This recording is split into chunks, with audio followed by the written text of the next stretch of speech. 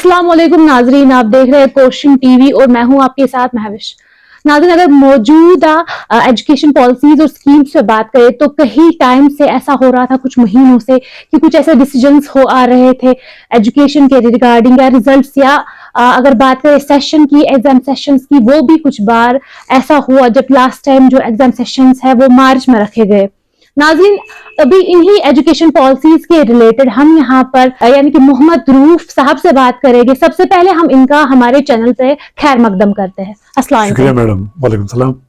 Sir, सबसे पहले हम आपसे जानना चाहेंगे, जो रिसेंटली डिसीजन हुआ एजुकेशन पॉलिसी के रिगार्डिंग, जब ये कहा गया कि जो एग्जाम्स है उनका मार्च सेशन हो जाएगा, लेकिन अगर पेरेंट्स से इसी फैसले के रिगार्डिंग बात करें, उनका ये कहना है कि ये जो डिसीजन है कहीं ना कहीं उतना अच्छा नहीं है, क्योंकि अगर बात करें एक बच्चा जो होता था एग्जाम्स के लिए अगस्त या सितंबर तक प्रिपेयर हो चुका होता था, फिर वो अपनी नए सेशन की प्रिपरेशन करता है। तो इस हवाले से आप बताएं कि ये चेंज क्यों आई हमारे जेके बोस में। देखिए, आपका क्वेश्चन जो है 100% आपने अच्छा क्वेश्चन किया कि जो एकेडमिक सेशन मार्च में शिफ्ट हुआ, इसमें सबकी अपनी अपनी राय है, सबकी अपनी अपनी रिजर्वेशन है, लेकिन यूनिफॉर्म एकेडमिक कैलेंडर का इतलाक इसलिए हुआ कि जो हमारा नेशनल एजुकेशन पॉलिसी है उसमें यूनिफॉर्म एकेडमिक कैलेंडर होना जरूरी है to bring students of JNK UT at par with the students of other 29 states and 8 union territories of India. Geographical position यहाँ की पता है कि स्नो बाउंड एरिया है या लोग कहीं पे कट ऑफ रहते हैं, लेकिन उनको हमने हार्ड जोन करार दिया। वो जो पीरियड उसमें कट ऑफ रहता है उसको कंसिडर करके उनके लिए सेपरेट एग्जाम किया जाएगा। लेकिन overall we have to prepare our youth for a national competition. They have to compete with the students of Maharashtra, UP, Karnataka, and they cannot lag behind on the pretext कि हम यहाँ अक्टूबर में कर रहे हैं।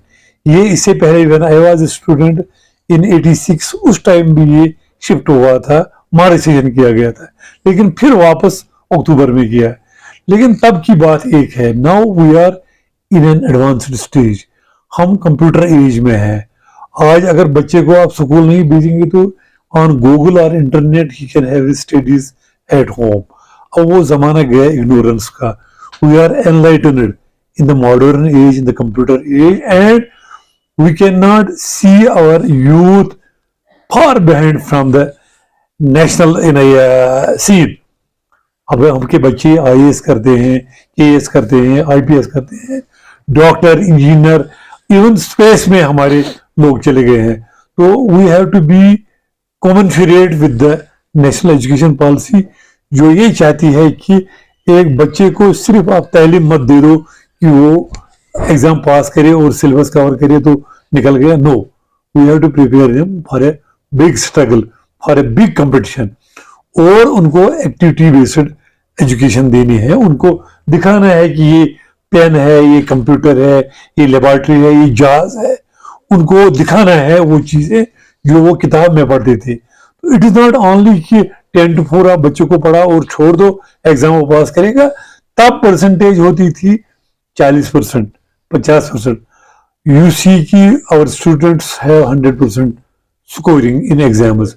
इट इज बिकॉज कि उनको हम कॉन्स्टेंटली फीड कर रहे हैं क्लासरूम में, उनको अप टू डेट करते हैं। We fine tune their skills. उनका जो तालीमी मेयार है उसको हम रोज अफजा मुकाम इम्प्रूवमेंट होना चाहिए। अगर बच्चा हमारा किसी एरिया में कमजोर है तो ultimately he will not survive in the long race. आप देखो आज कौन बेकार है। Education is not meant for earning bread और लाइवलीहुड ओनली, लेकिन ये एक विजन आपको बनाना है, आपको बच्चे को आगे जाना है, और he should be fit for becoming the leader of the nation. उसको PM बनना है, DM बनना है, CM बनना है। It's overall activity of a student. अब ये पहले था कि भाई आप साइंस ले लो, आप आर्ट्स ले लो। आज एक स्टूडेंट में अगर कोई एग्जाम देना है competitive exam, he will have to face questions from all the subjects. So इसको ओवरऑल डेवलपमेंट के लिहाज से आप आज बायोमेट्रिक अटेंडेंस है, आज GPS से हम पोर्टल में मॉनिटर करते हैं कि टीचर पढ़ाता भी है या नहीं पढ़ाता है। तो वी कैन नॉट कॉम्प्रोमाइज, जो भी गवर्नमेंट के डिसीजन है it is commensurate with the requirement of the society. अगर हम बच्चों को बोलेंगे कि भाई मार्च सेशन में आपका प्रॉब्लम होता है, तो then they can not be good leaders tomorrow. उनको तो विंटर में पढ़ना है, और जो पॉलिसी गवर्नमेंट ने इख्तियार की है we have to implement that. तो इसमें ये नहीं है कि पेरेंट्स बोलते हैं, पेरेंट्स आपको they are always on toes to give full support to their children. अब वो बच्चे बोलेंगे कि हम ठीक पढ़ रहे हैं, माँ बाप बोलेगा कि हमें इनकन्वीनियंट होती है, this is not the solid ground for this. तो हमें यही चाहिए कि we should kick out these ideas from mind कि हमारा बच्चा विंटर में आराम करेगा। वो बात गई। आज यहाँ के बच्चे बांग्लादेश में है, किर्गिस्तान में है, रशिया में है, अमेरिका में है, and they are doing very well.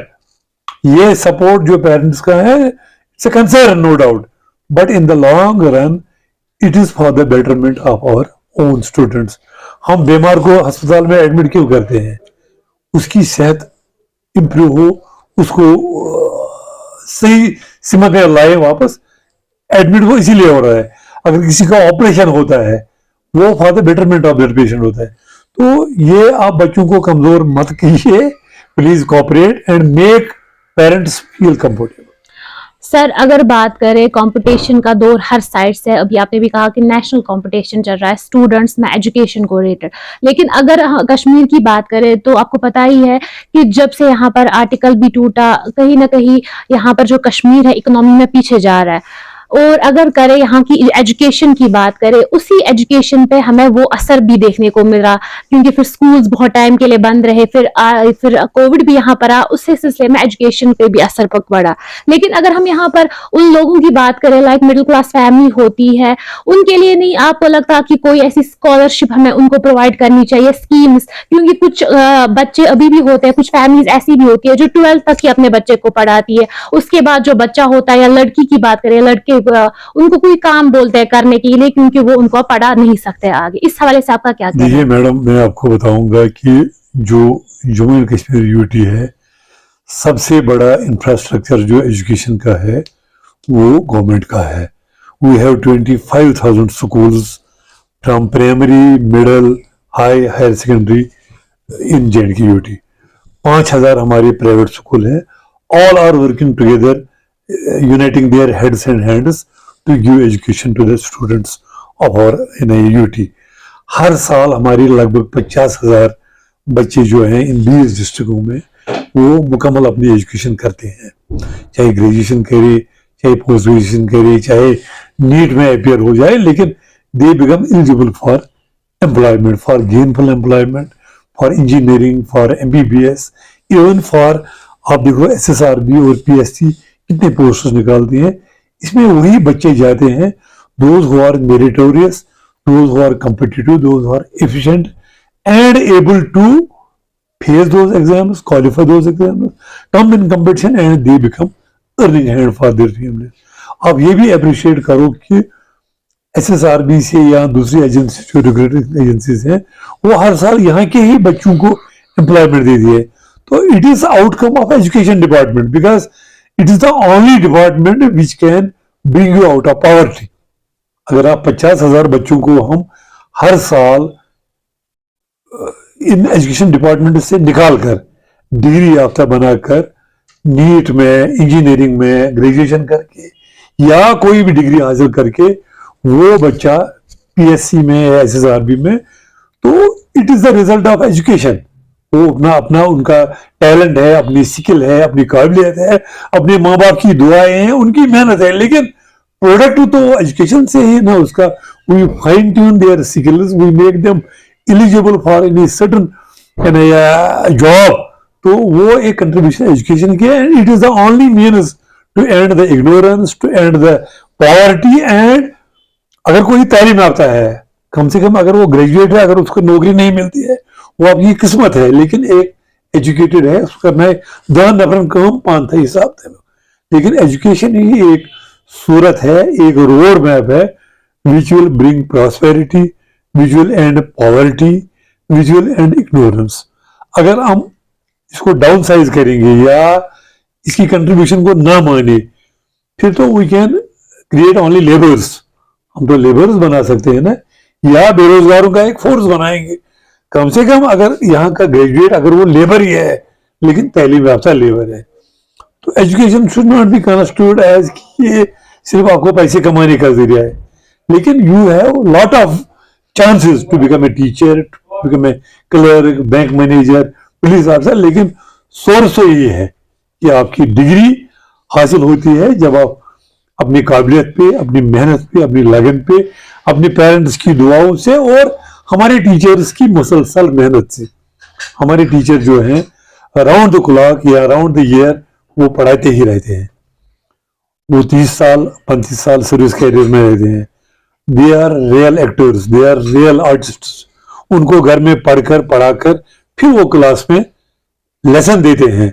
और आज इतना जमाना तेज है कि हमारा बच्चा गूगल में, इंटरनेट में पहले ही समझ जाता है कि ये क्वेश्चन है, इसमें क्या क्या क्वेश्चंस हैं, क्या क्या आंसर्स हैं, क्या क्या। और टीचर को कोई चांस नहीं है कि वो आपको गलत पढ़ाए। टीचर को उतना पता नहीं होता है जितना कि बच्चे को पहले ही पता होता है। पीपल आर टेक सेवी, बच्चे जो आज कंप्यूटर या नेट पे घर में ही पढ़ाई करते हैं और they take a test of teacher कि ये कितना काबिल है, कितना पढ़ा कर आया है। तो there is nothing like that कि एजुकेशन डिपार्टमेंट क्या कर रहा है। हम मिड डे मील स्कीम भी देते हैं, गरीब बच्चों को दिन में खाना भी देते हैं। हमारे पास मेरिट कम मील स्कॉलरशिप है। हम उन पेरेंट्स को जो नहीं है दुनिया में उनके बच्चे हैं उनको स्कॉलरशिप देते हैं।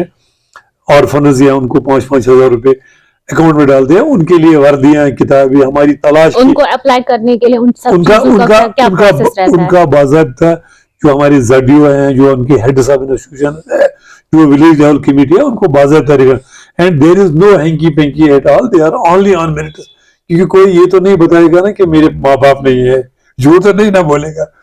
उसमें 100% है। अब 8th से लेकर 9th से लेकर उनको 12th तक 4 क्लास में हम बराबर पैसे देते हैं और till they achieve some milestone जहाँ पे वो एलिजिबल होते हैं और उनको हायर क्लास में जाके उनकी कोई पढ़ाई की परेशानी नहीं होती है।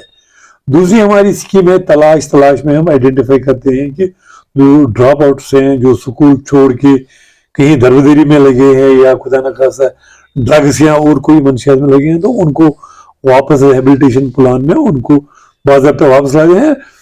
कोशिश हमारी एजुकेशन डिपार्टमेंट की है कि इस नूर से सब मुनावर हो जाए और कोई भी लड़का या बच्चा स्कूल से बाहर ना रहे, क्योंकि it is the ultimate place where you can get that child back, make him stand up, work hard and carve out his own career which will be gainful for him, for his family, and he can enlighten his generation, his family for all time to come. Thank you sir हमारे साथ जुड़ने के लिए। Thank you so much. नाजरीन, अभी आपने देखा हमने यहाँ पर मोहम्मद रूप साहब से बात की जो कि डायरेक्टर ऑफ स्कूल एजुकेशन है। उनसे हमने जानने की कोशिश की एजुकेशन पॉलिसीज के बारे में और साथ साथ कुछ स्कॉलरशिप स्कीम्स के बारे में जिनसे हमारे मिडिल क्लास लोगों को या मिडिल क्लास बच्चों को सपोर्ट मिल सकता है। ऐसे रिपोर्ट्स पाने के लिए बने रहे क्वेश्चन टीवी के साथ। तब तक ले दीजिए मुझे और मेरे कैमरा पर्सन बिस्मा को इजाजत। अल्लाह हाफिज।